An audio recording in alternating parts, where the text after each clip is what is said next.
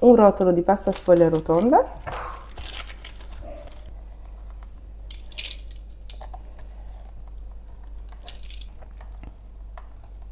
sfoglia tagliata a spicchi. Adesso prendiamo un coltello e ritagliamo dei quadratini così.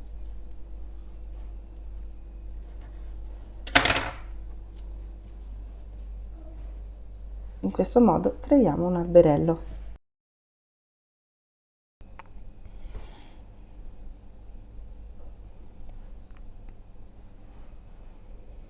Trasferiamo all'interno di una teglia, così.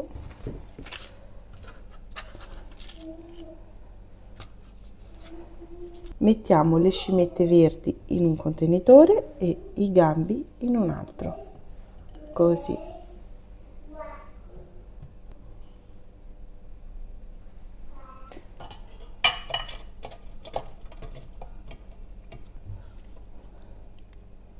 Un pizzico di sale, un pochino di pepe se vi piace, e se volete potete aggiungere anche del prosciutto cotto oppure della pancetta prima rosolata, o perché no una salsiccia precedentemente rosolata in padella.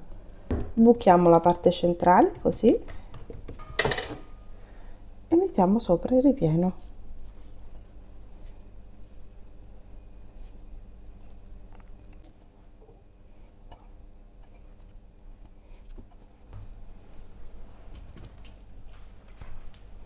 Con gli avanzetti ritagliamo delle stelline.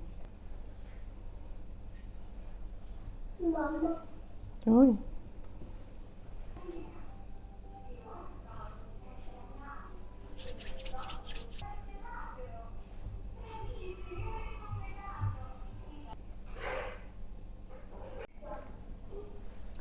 un tuorlo.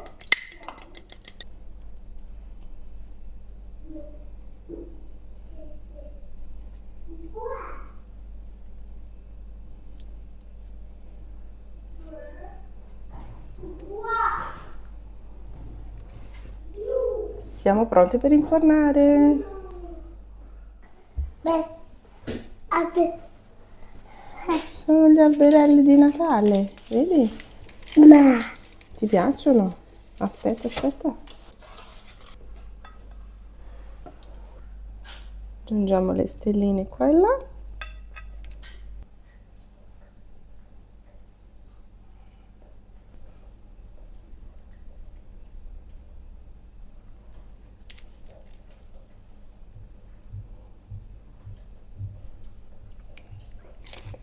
Mmm.